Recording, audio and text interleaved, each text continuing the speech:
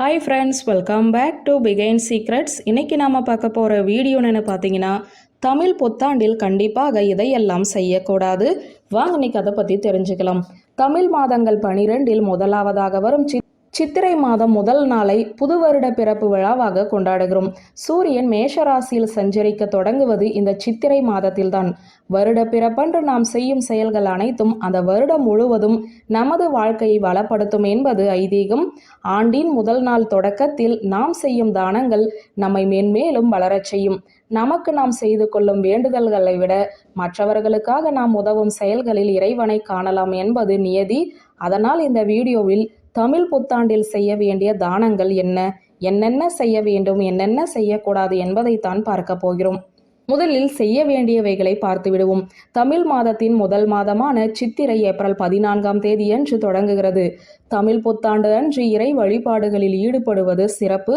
மா, பல, வாழை ஆகிய முக்கணிகள், வெற்றிலை, பாக்கு, நகைகள், நெல் முதலான மங்கள பொருட்கள் வைத்த தட்டை பூஜை அறையில் வைத்து அதை புத்தாண்டு அன்று அதிகாலையில் காண்பது மங்களகரமானதாக கருதப்படுகிறது. புத்தாண்டு அன்று அதிகாலையிலேயே நீராடி கோலமிட்டு புத்தாடை அணிந்து கோவிலுக்கு சென்று வழிபடுவதும் நல்லது. அப்படி கோவிலுக்கு செல்ல முடியாதவர்கள் வீட்டிலேயே சாமி கும்பிடலாம். தமிழ் புத்தாண்டு அன்று அறுசுவைகளும் இடம்பெற்றிருக்கும் உணவை படைப்பது தமிழர்களின் பாரம்பரியமான முறையாகும். அன்றைய நாளில் இனிப்பு, கசப்பு, உப்பு, காரம், துவர்ப்பு, புளிப்பு ஆகிய 6 சுவைகளும் இருக்குமாறு உணவானது அமைவது சிறப்பு. பொதுவாக நல்ல நாட்களில் பாகற்காய் சேர்ப்பது இல்லை. ஆனால் தமிழ் புத்தாண்டு அன்று அத்தனை வகையான சுவைகளும் இடம்பெற்ற படையலை படைப்பது விசேஷமாகும். அனைத்தும் கலந்ததுதான் வாழ்க்கை என்பதை அறிய இந்த அறுசுவை உணவு புத்தாண்டின் தொடக்கத்தில் படைக்கப்படுகிறது.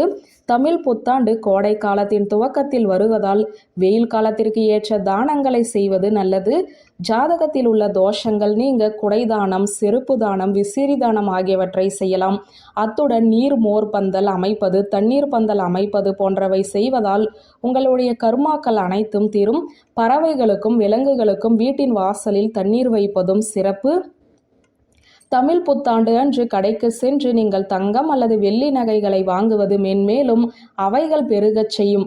அப்படி வாங்க முடியாதவர்கள் கல்லுப்பு, மஞ்சள், குங்குமம், வெற்றிலை, பாக்கு, பழம் ஆகிய மங்கள பொருட்களை வாங்குவதும் குடும்பத்தில் மென்மேலும் லக்ஷ்மி கடாட்சத்தை வளரச் செய்யும். இப்போது செய்யக்கூடாதவை பற்றி பார்ப்போம். தமிழ் புத்தாண்டு அன்று கட்டாயம் எண்ணெய் தேய்த்து தலைக்கு குளிக்க கூடாது. பொதுவாகவே இந்த மாதத்தில் விசேஷ நாட்களில் தலையில் எண்ணெய் வைத்து குளிக்க மாட்டார்கள். அசைவம் சாப்பிடுவது, நகம் வெட்டுவது, முகச்சவரம் செய்வது, முடி வெட்டுவது போன்ற செயல்களை இந்த நாளில் கட்டாயம் செய்யவே கூடாது. வீட்டில் இருக்கும் ஒட்டடைகளை புத்தாண்டு அன்று அகற்றக்கூடாது. வீட்டில் சேகரித்து வைக்கும் குப்பைகளை வெளியில் கொட்டக்கூடாது. புதிய பொருட்களை வாங்கலாம். ஆனால் வீட்டில் உள்ள பொருட்களை அன்றைய தினம் யாருக்கும் கொடுக்கக்கூடாது. கடனாக கூட கொடுக்கக்கூடாதாம். புத்தாண்டில் யாருக்குமே கடன் கொடுக்க கூடாது. கடன் வாங்கவும் கூடாது. தமிழ் புத்தாண்டில் செய்ய வேண்டியவைகளை செய்து தவிர்க்க வேண்டியவைகளை தவிர்த்து வளமாக வாழ தமிழ் அன்னையை வணங்குவது சிறப்பு. வியூவர்ஸ், இந்த வீடியோ உங்களுக்கு பிடித்திருந்த லைக், கமெண்ட், ஷேர் பண்ணுங்க. நன்றி.